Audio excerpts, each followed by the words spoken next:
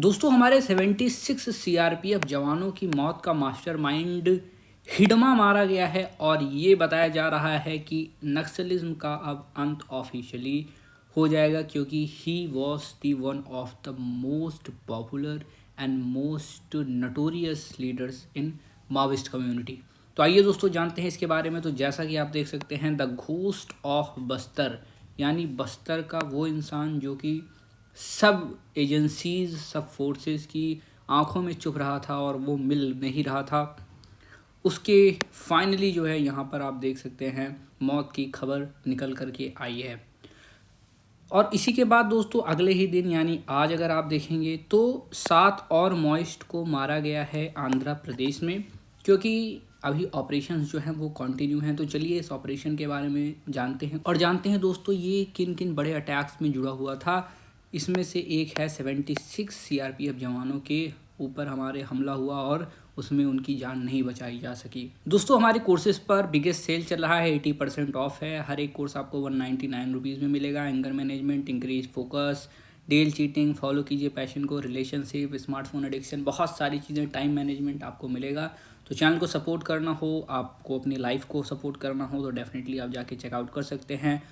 2 our. दोस्तों माडवी हिडमा था कौन? दोस्तों इसका जन्म जो है ना वो 1981 में होता है पूर्वर्थी विलेज जो कि सुकमा छत्तीसगढ़ में स्थित है।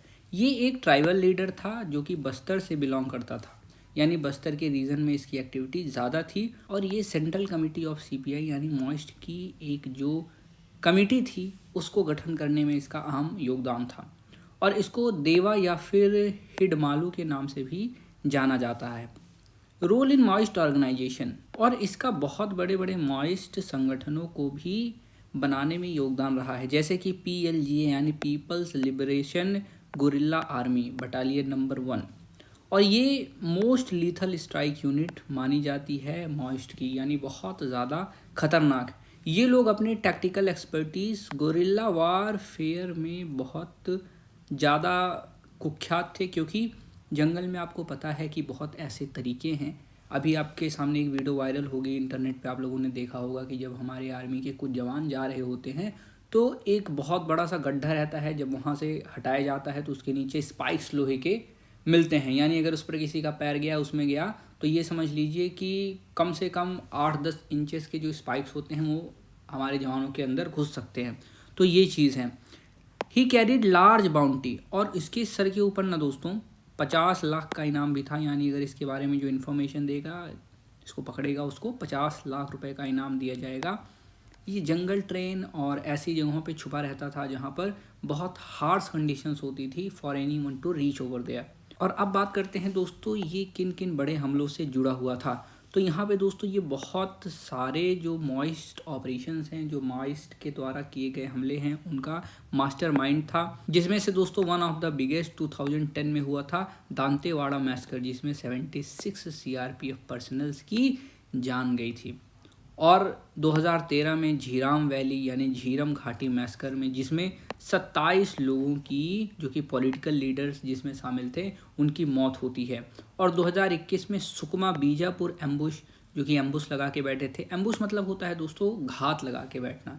जैसे मान लीजिए कि अब ये एक रास्ता है और ये रास्ता है, अब यहाँ से इसको पता है कि आर्मी वाले ऐसे आएंगे, ठीक है, या फिर जिसको भी इनको टारगेट करना है, कोई भी पॉलिटिकल लीडर जो है उसको टारगेट करना है ना। तो यहाँ अब ये कोई जंगल का पूरा एरिया है, अब इधर ये लैंड माइन्स बिछा देंगे, ग्रेनेड्स लेके खड़े रहेंगे, और जैसे ही यहाँ से वो पास करेंगे वैसे इनके ऊपर फायर स्टार्ट हो जाएगा। तो इसको कहते हैं घात लगा करके बैठना। और एक दो नहीं दोस्तों, 26 से ज़्यादा आर्म अटैक के साथ लिंक था। ये तो जानने भर के हैं कि मतलब इसमें पता चला डायरेक्टली। बहुत सारे ऐसे होंगे जो कि पता ही नहीं होगा किसने कराया है ना। और इसीलिए इसकी जो मौत है ना वो मोन्यूमेंटल बताया जा रहा है और एक ऐतिहासिक जीत के रूप में सेलिब्रेट किया जा रहा है कि अब तो नक्सलिज्म का एंड जो है वो पक्का होने वाला है। वो इंस्पिरेशन भी था यूथ के लिए जो कि ट्राइबल कैडर्स के थे, और वो बरगला करके यूथ को उनका ब्रेन वॉश करके अपनी आर्मी में शामिल करता था, ठीक है। तो ये भी इसका काम था।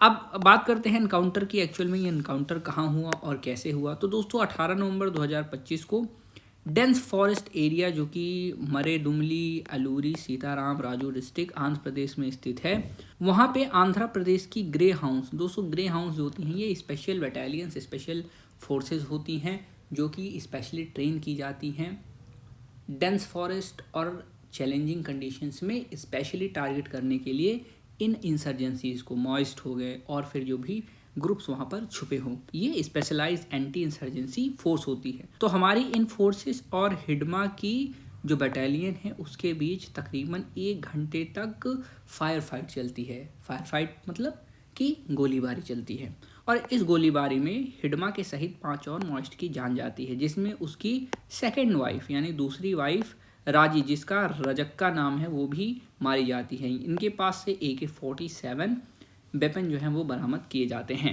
और ये एक स्ट्रेटजिक टाइमिंग है क्योंकि हमारे देश के होम मिनिस्टर अमित शाह जी ने कहा है कि हम इंडिया को मॉइस्ट फ्री कर देंगे 31 मार्च 2026 से, और उन्होंने ये भी कहा था कि हिडमा को 30 नवंबर 2025 से पहले मार गिराया जाएगा, एलिमिनेट कर दिया जाएगा। ठीक है, इसके दोस्तों बहुत बड़े बड़े फायदे होने वाले हैं। कैसे कि पहली बात तो ये जो मॉइस्ट की कैपेबिलिटी है उसको डिग्रेड करने का काम करेगा। ठीक है, क्योंकि एक बहुत बड़े लीडर की जान जाने से ना, आपको पता है कि एक बार राजा को अगर किसी भी वार में मार दो तो पूरी सेना का मोरल डाउन हो जाता है और सेना हार जाती है। तो बस ऐसा ही हाल यहाँ पर हमें भी देखने को मिलेगा। ठीक है, जो इसकी PLGA बटालियन 1 थी, इसके लीडर को मार दिया गया है। अब इससे और भी आसपास के जो छोटे मोटे ग्रुप्स होंगे उनका मोरल भी डाउन होगा कि अरे जब उसको मार दिया तो हम किस खेत की मूली हैं। ठीक है, और यहाँ पर अब सिक्योरिटी ऑफिशियल के व्यू से देखें तो इनको एक कॉन्फिडेंस मिलेगा, कॉन्फिडेंस बूस्ट होगा और ये ऑपरेशन एज ए एक्सपीरियंस काम करेगा बेटर कोऑर्डिनेशन, इंटेलिजेंस और शार्पेंड काउंटर इंसर्जेंसी स्ट्रेटजी बनाने में आगे आने वाले ऑपरेशंस में। और कुछ ऐसी रिपोर्ट्स भी सजेस्ट करती हैं कि हिडमा के मारे जाने से यहाँ पर कोलैप्स होगा या डिसइंटीग्रेशन होगा ऑर्गेनाइज लेफ्ट विंग एक्सट्रीमिज्म का। मैंने बताया ना, मोरल डाउन होगा और उसी के साथ साइकोलॉजिकल और सिंबॉलिक इम्पैक्ट भी पड़ने वाला है क्योंकि एक ट्राइबल लीडर जो कि बहुत पॉपुलर है उसको मार दिया जाता है, तो ये मॉइस्ट की एबिलिटी को काफ़ी ज़्यादा हैम्पर करने वाला है और इसी के साथ लीडरशिप वैक्यूम यहाँ पर एक क्रिएट हो जाता है और एक पॉलिटिकल मैसेज भी जाता है इंडियन गवर्नमेंट की तरफ से कि मेजर काउंटर इंसर्जेंसी सक्सेस यहाँ पर मिली हुई है और ये लेजिटिमाइज करेगा ज़्यादा एग्रेसिव ऑपरेशंस को। मॉइस्ट के लिए यहाँ पर देखेंगे तो एक बहुत बड़ा सिग्निफिकेंट लॉस है ऑपरेशनली भी और मोरली भी, और ये फैक्शनलिज्म, लोअर मोरल और डिक्लाइन टू दियर कैपेसिटी का कारण बनने वाला है। अब यहाँ पे कुछ रिस्क और चैलेंजेस भी हैं क्योंकि हिडमा तो चला गया लेकिन अभी छोटे छोटे मॉइस्ट नेटवर्क के ऑपरेशंस जो हैं वो चलेंगे। जैसा कि मैंने अभी बताया कि हिडमा को जैसे ही एलिमिनेट किया गया, अभी आज दोबारा से न्यूज़ आ गई कि 7 और मॉइस्ट को मारा गया है, यानी ऑपरेशंस अभी चलेंगे, धीरे धीरे बैचेस में पूरी तरीके से सफाया किया जाएगा। पर इससे सबसे बड़ी बात क्या है कि नया यूथ है ना वो ज्वाइन नहीं करेगा। अब वो ब्रेन वॉश नहीं हुआ क्योंकि उसको पता है कि इसके आगे सिर्फ और सिर्फ एक ही है कि हम एलिमिनेट हो जाएंगे, मौत है। और सिक्योरिटी फोर्सेस को इस लीड पर फॉलो करना चाहिए जिससे ये टेरिटरी पर अपनी पकड़ रखें और रिटेलिएशंस को प्रिवेंट करने की कोशिश करें, मैनेज करें लोकल ट्राइबल पॉपुलेशंस को। और यहाँ पर दोस्तों एक रिस्क और है कि जो मार्टिरडम नैरेटिव भी क्रिएट हो सकता है कि हमारे इतने बड़े लीडर को मार दिया गया है तो हम हथियार उठाएंगे, हमारे साथ अन्याय हुआ, तो ये भी हो सकता है कि इसका नेगेटिव कॉन्सिक्वेंस, लेकिन मोरल फिर भी डाउन ही रहेगा। और ये जो मॉइस्ट स्ट्रगल है ये दोस्तों आज का नहीं, बहुत डिकेड पुरानी ये समस्या जिससे हमारा भारत जूझ रहा है, ये चाइना की मॉइस्ट जो आइडियोलॉजी है उससे निकल करके आती है। और यहाँ पर अगर आप देखेंगे तो ये ट्राइबल और अंडर डेवलप्ड रीजन्स में ज़्यादा एक्टिव है और एकलव्य प्रोग्राम और सारे प्रोग्राम के जरिए यहाँ पर गवर्नमेंट इसको सफाया करने की कोशिश कर रही है। सेंट्रल इंडिया में देखेंगे तो रेड कॉरिडोर हमें देखने को मिलता है, जैसे कि छत्तीसगढ़ हो गया, आंध्र प्रदेश हो गया, उड़ीसा हो गया, तेलंगाना हो गया, इन सब जगह पर बहुत ज़्यादा मॉइस्ट थे। पर अब मोमेंटम चेंज हो रहा है। ठीक है, सिक्योरिटी फोर्सेस इंटेंसीफाई हो गई हैं, हमारे स्पेशलाइज फोर्सेस आ गए हैं, ग्रे हाउंड जैसे coordinated multi state strategies involve हैं इसमें। और जैसे जैसे टेक्नोलॉजी बढ़ रही है, कोऑर्डिनेशन बढ़ रहा है, ऑपरेशंस बढ़ रहे हैं, इंटेलिजेंस गैदर की जा रही है, शेयर की जा रही है, तो सरेंडर्स की संख्या बढ़ी हुई है और यहाँ पर उनको नौकरियाँ, उनको फोर्सेस में शामिल करना, और 5 लाख 10 लाख तक का इनाम देना उनको, जिस हिसाब से जितना बड़ा जो लीडर रहे, ठीक है। तो ये भी चीज़ है, ज़मीन देना, घर देना, तो ये सारी चीज़ें बहुत ज़्यादा हेल्प कर रही हैं। क्योंकि अगर आप देखेंगे तो जो ये आइडियोलॉजी होती है नक्सलिज्म, इसमें एक इंसान को ख़त्म किया जा सकता है, पर आइडियोलॉजी को ख़त्म करने के लिए उस आइडियोलॉजी के कारण को ख़त्म करना चाहिए। क्योंकि उस एरिया में यही कहते हैं कि आप अंडर डेवलप्ड हैं, आपके रिसोर्सेज का इस्तेमाल हो रहा है। फॉर एग्ज़ाम्पल अगर अभी हम छत्तीसगढ़ में जाएं या फिर और दूसरी जगह जाएं जहाँ पे रिसोर्सेज काफ़ी ज़्यादा है, तो अगर वहाँ पे खुदाई होती है, खनन होता है, डिफॉरेस्टेशन होता है, तो लोगों को अपने इन्वायरमेंट से, अपनी जगह से प्यार होता है, जिस वजह से कहेंगे कि आपका जो जगह है वो इस्तेमाल कर रहे हैं, यहाँ से एक्सट्रैक्शन कर रहे हैं ना, तो आपको इसका कोई फ़ायदा तो मिल नहीं रहा है। आप अंडर डेवलप्ड ही हैं, आपके यहाँ अच्छी व्यवस्थाएं नहीं हैं, सारा पैसा बाहर भेजा जा रहा है ना, पूंजीवाद को बढ़ावा दिया जा रहा है। तो ये सारी चीज़ें होती हैं, ये सारी टैक्टिक्स होती हैं। 2013 से अगर आप देखेंगे तो LW अफेक्टेड डिस्ट्रिक्ट 182 थे, जबकि 2025 में देखेंगे तो 18 ही बचे हुए हैं। यहाँ पे आप देख सकते हैं ये रेड डॉट और ये रेड डॉट आप देख सकते हैं।